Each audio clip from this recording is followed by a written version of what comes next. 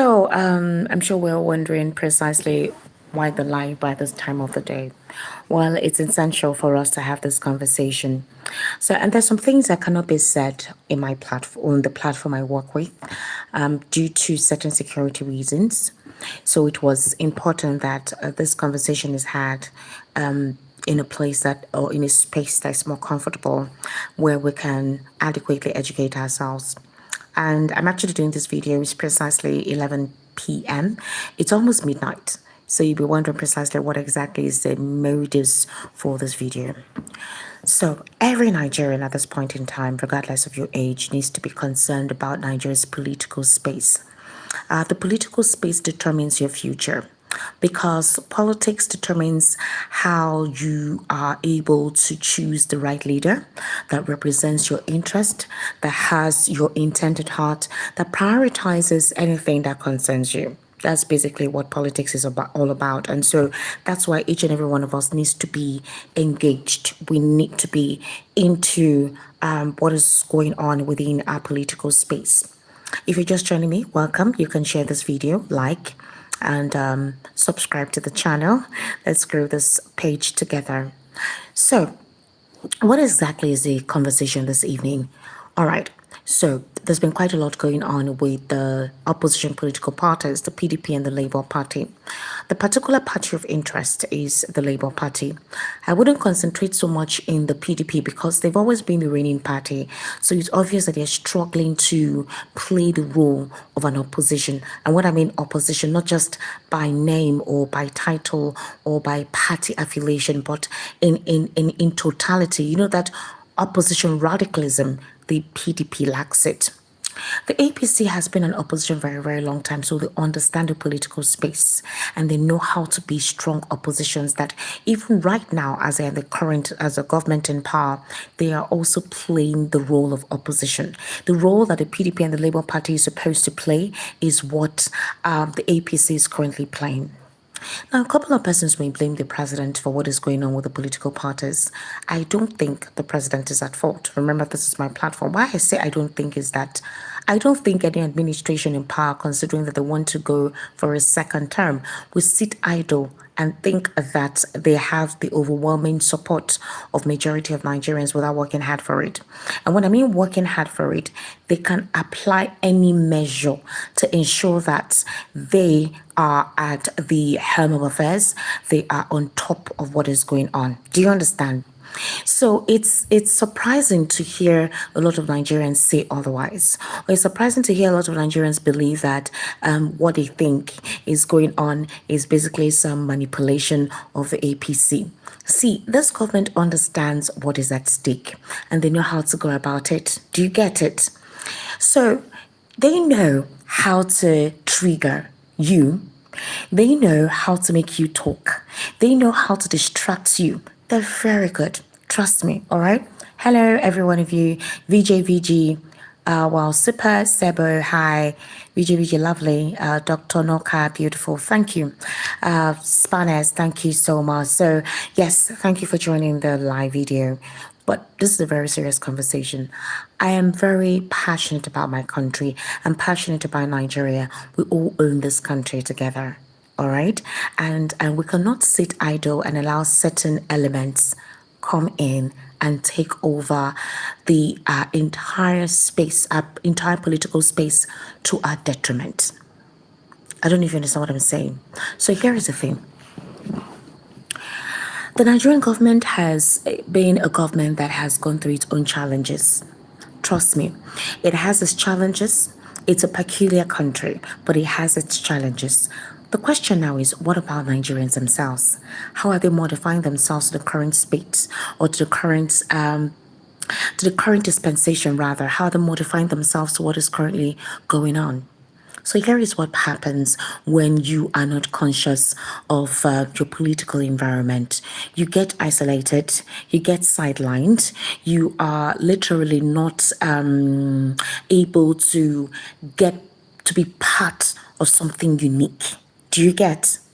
So the situation with the Labour Party is something I feel that we should all be concerned about. It feels like the individuals in that political party do not understand what is at stake and they do not know exactly what it is to play politics. The party became so popular in 2023 because certain persons were part of that political party. And it happens to be, right, that the party was, will I say, they were taken away, or will I say they were too immersed in the popularity at the time that they did not put down certain structures that will hold the party firm whenever external forces come to shake them up. And that's what is affecting them right now. The party decided on their own that since they had a candidate who took the wave at the time of our political space, they thought that they had it on lock. They were not able to decipher persons who were sincerely in the party for what the party stands for. They did not also decipher the persons who were going to use that party as a special purpose vehicle because it was popular to also achieve their political aim. So you had a party that did not necessarily need certain inscriptions on your portfolio to determine if you're going to get to become an aspirant or if you're going to win a particular election. At that point in time, everyone rode on the wave of peterobi. So when you go to the polling unit, you're just clicking on the Labour Party. You're not looking at the face of the person. You don't even know the identity of that individual, right? Yeah, it's normal. It happens. So everyone was carried away. Nobody really understood all these individuals and what they represented, and if indeed their representation was truly for the interest of, the people that supported them. Very few people understood how politics worked in the party. So when they became so popular, they also did not fortify themselves and they became very porous. So it was easy to plant certain individuals within the political party, and then these individuals mutilated the party. They took their time, rocked the foundation of the party because the party did not have that solidifying uniqueness of staying strong and understanding that being on the opposition is beyond just talk. The party needed to be circumspect. They needed to be firm in their belief about being part of governance. A lot of them, too, this was their first time of being exposed into politics and having access to a lot of persons that in their lifetime they never knew they would have access to.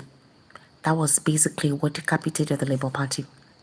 So you had some small minded, narrow minded persons who for the first time were getting the kind of attention that they had struggled their entire political career, especially those who were just coming into politics for the first time to get. So when they got the attention, they got swept away. There was no foundation laid. There was no structure laid. They didn't have any fence to fortify themselves and protect themselves. And kaboosh, immediately the external forces rocked them a little bit. They capsized.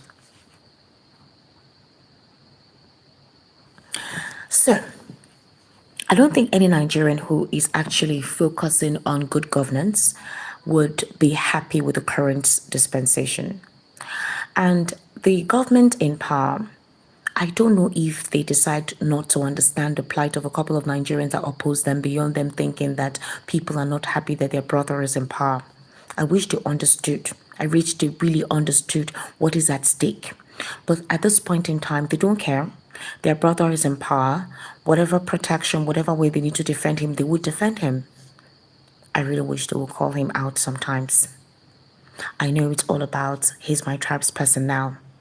Any form of logic doesn't actually play. They'll protect him outside, and then when they go inside, they can chastise him. That's how it is. But I wish they would really tell the administration in power the truth. A lot of persons are not doing what they're supposed to do.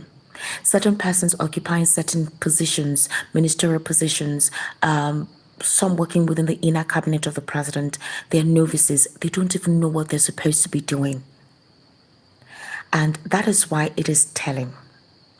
By May 29, this administration will be 2 years. What can the administration say they have achieved? That Nigerians can even help them say, you know what, Mr. President, we're happy.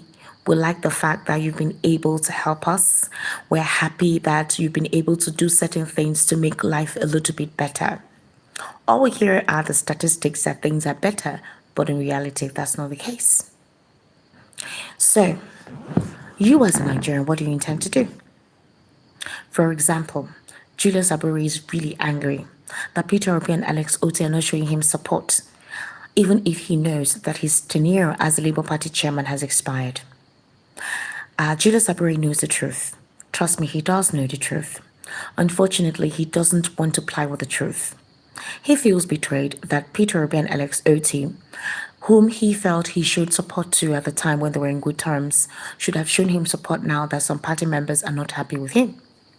There were allegations of financial infractions from one Oluchi Okpara at the time, and Peter Obi too could not decide to come to his side or support him based on whatever excuses he was giving as to what transpired with the financial infraction. He expected Peter Obi to possibly cover up for him, but that did not take place. And that was where the rift or the gap started getting widened. That was where the fracture became very obvious. The funny thing in this entire ordeal is that Nigerians were saying that Peter Obi sat on the fence too long. Peter Obi should have taken advantage of the wave of support he had at the time. When somebody knows what the government of the day has in mind to possibly put a conviction dent on his record, make it seem as if he's a terrorist inciting the people against the government of the day, they could slam terrorism charges against him. They could say he's destabilizing the polity, he's inciting people against the government of the day. So there are different accusations and allegations that will come against him. He's being careful. And then if he decides to possibly, as Omoyele Sowore is suggesting, organize a protest and people, he galvanizes people, he mobilizes people to go on the protest and they die from that, they'll say because of his selfish interests, because he did not win the presidency in 2023, he doesn't mind. He led Nigerians to their slaughter. That's also another different thing. So he's been careful.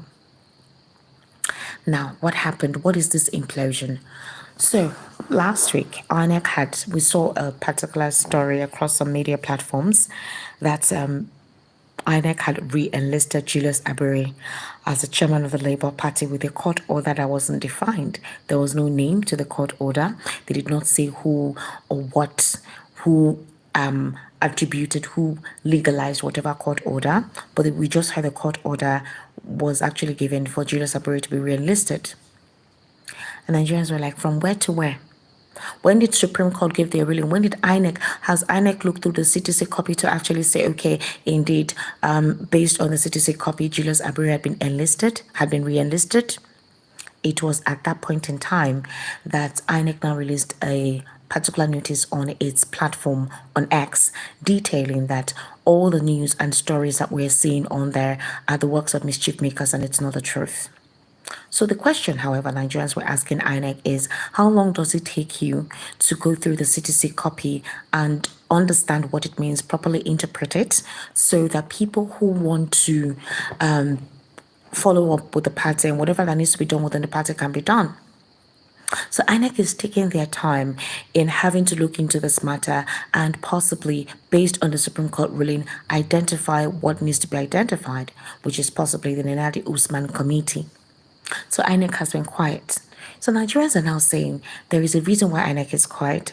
They are deliberately keeping quiet because they feel the longer the delay, the longer the quagmire in the party happens before everything is adulterated and nullified, and the party will not even have anything to stand on. Others believe that once the party remains distracted, certain things they're supposed to do ahead of the 2027 elections or other elections coming up, like the Anambra State's governorship election coming up, I don't even know if Labour Party has a candidate. So all of this quagmire is actually keeping the party distracted. They're so distracted that a lot is going on by this current administration and the party is still bickering. Now, some persons have said that the presidency is the one involved in what is going on within the Labour Party. Trust me, it's greed that is the problem of the Labour Party. It's greed and usurpation of power that's a problem. If Julius Abure claimed that they were bribed, they declined offers, monies, gifts, whatever, just because they wanted to stay behind Peter Obi in 2023, how come at that particular point in time they did not cling on to this power? So you claim that you have certain secrets to spill against Peter Obi and Alex Otti. What are you waiting for? What kind of secrets? Would it not indict you as well if you think you have secrets to possibly expose them, to make them seem like rotten eggs that nobody will ever consider them anymore to be part of their political circle? It's quite sad. Another unfortunate thing to consider is the fact that the opposition is literally dead. Lamido's book launch occurred today. We had former President Olusegun Obasanjo speak there, former Governor and former Minister of Work Transportation Rotimi Amici as well, very notable person speaking there. And they said that this crop of politicians, they're like babies. They don't even know. It's almost they're making the administration of the president they're just cruising. They're not, and there's no challenge. That even the APC themselves are even looking for issues. They're setting up roadblocks themselves so that it will not seem too easy for them. The particular pattern going on, would it lead to the implosion of the Labour Party? If that happens, where does that leave peterobi? Will peterobi campaign in 2027? If he isn't going to campaign, is it not better to come out and tell his followers that I have a candidate I want you to support? Is he being forced to campaign? Maybe he doesn't want to, but there are certain persons saying, Mr. Peterobi, you can continue. We trust in you. What if he just wants to do his thing? He doesn't want any form of unnecessary attention. But people are just telling him, please, sir, you just need to do this for the interest of the country. Well, as it stands, unless Julius Abure steps down reasonably with proper logical thinking, and then the factions, those loyal to him, decide to come together with those loyal to Alex Otti and peterobi and see how they can normalize the party, form a call for a proper restructuring of the party, hold a national executive convention whereby the chairman will be brought in based on a duly voting process. Then a party can pick up. Otherwise, the party is dead. For insecurity, the presidency had better do something soon before they will enter into something they cannot come out of. All right. Good night. Bye. Subscribe, like, share. I would like to know what your thoughts are now that things are developing or seem to be degenerating at this point in our political landscape. Nigerians in diaspora have their own opinion, which is divide the country. That's all we want. If you divide a country, would the people you're asking the country to be divided for, would they move headlessly? Who would be in charge of them? Who would show them the way? Who will give them the necessary support? Who will guide them economically? What assistance will be provided? So seceding from a country is not as easy as we think it is. Okay, it's Estic Media on YouTube, ESTIQMEDIA. Make sure that you subscribe, like, and share. To have an amazing evening. Bye for now.